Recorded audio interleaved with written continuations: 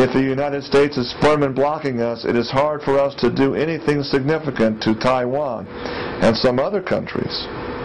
Second, even if we could snatch some land from Taiwan, Vietnam, India, or even Japan, how much more living space can we get? Very trivial.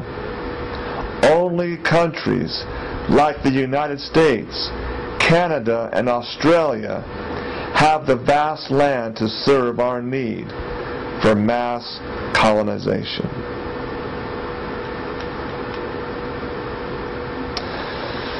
Therefore, solving the issue of America is the key to solving all other issues.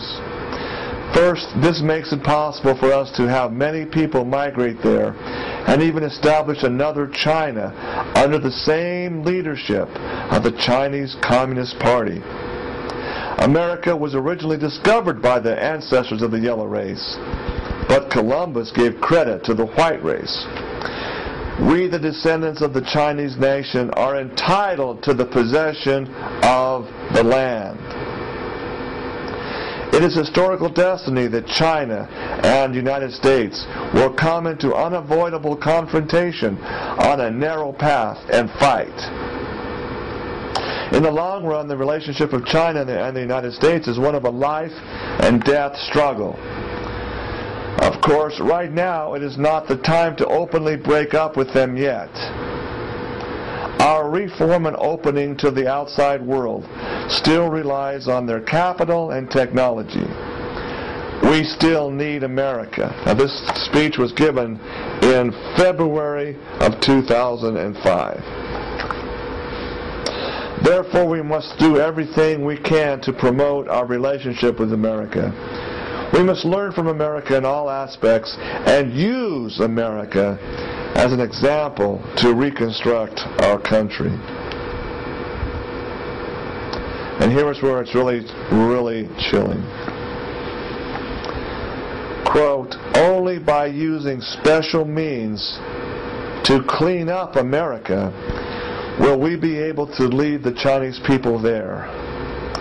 Only by using non-destructive weapons that can kill many people will we be able to reserve America for ourselves. There has been rapid development of modern biological technology. Oh yes, there has. And new bioweapons have been invented one after another. Of course, we have not been idle. In the past years, we have seized the opportunity to master weapons of this kind. We are capable of achieving our purpose of cleaning up America all of a sudden. When Comrade Xiaoping was still with us, the party's Central Committee had the perspicacity to make the right decision not to develop aircraft carrier groups, and focused instead on developing lethal weapons that can eliminate mass populations of the enemy country.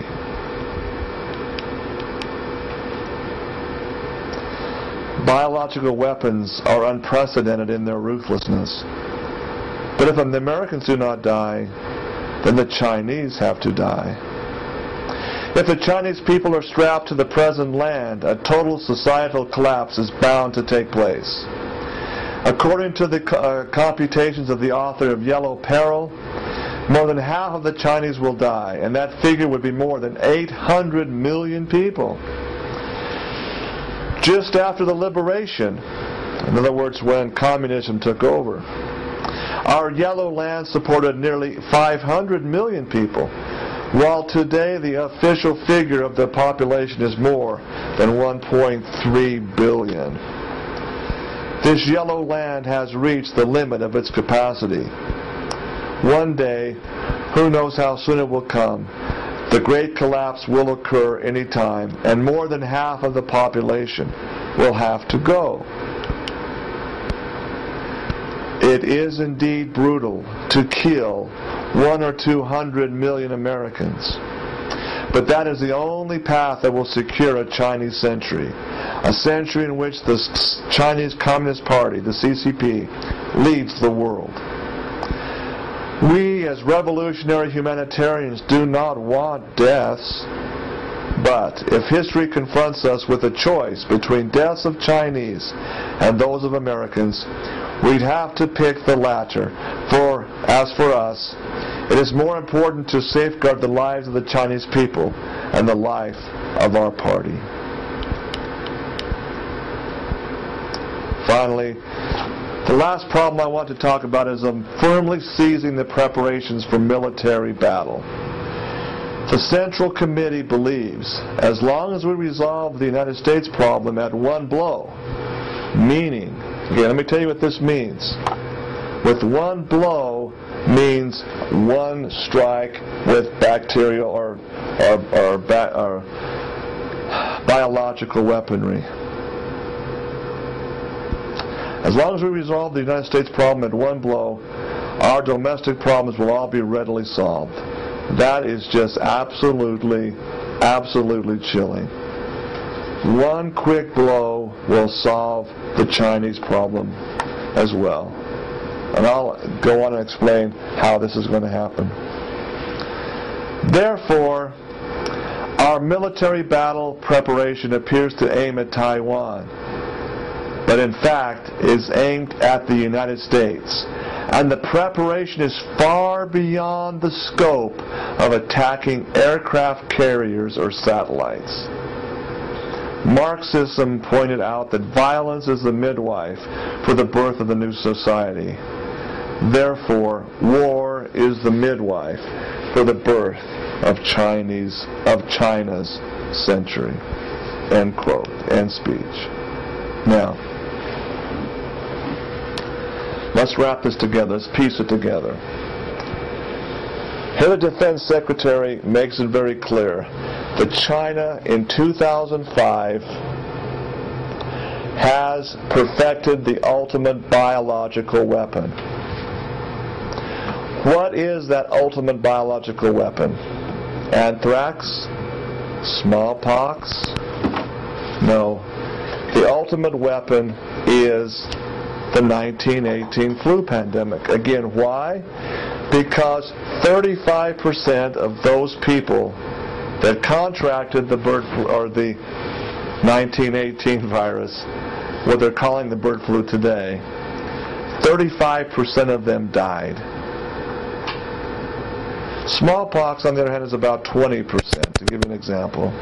Weaponized smallpox. However, 95% of Americans and people worldwide from 18 to 35 years of age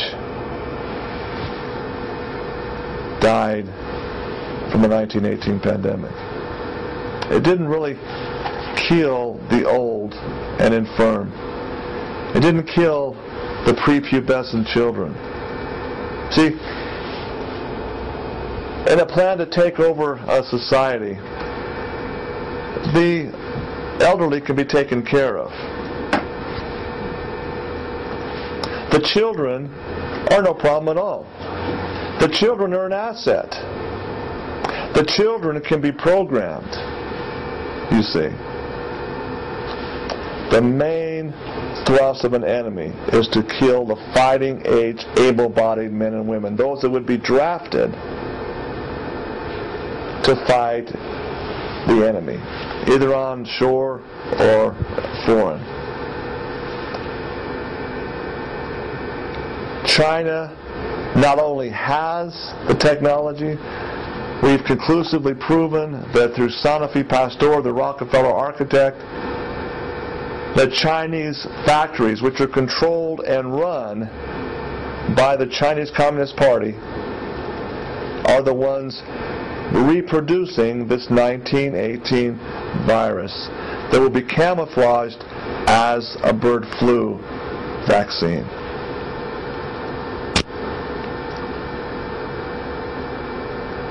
Let's look at the screen in conclusion. And I'll wrap it up. No country and no people can be free and ignorant at the same time. Quote by Thomas Jefferson. Another very valid quote I'd like to share with you in closing.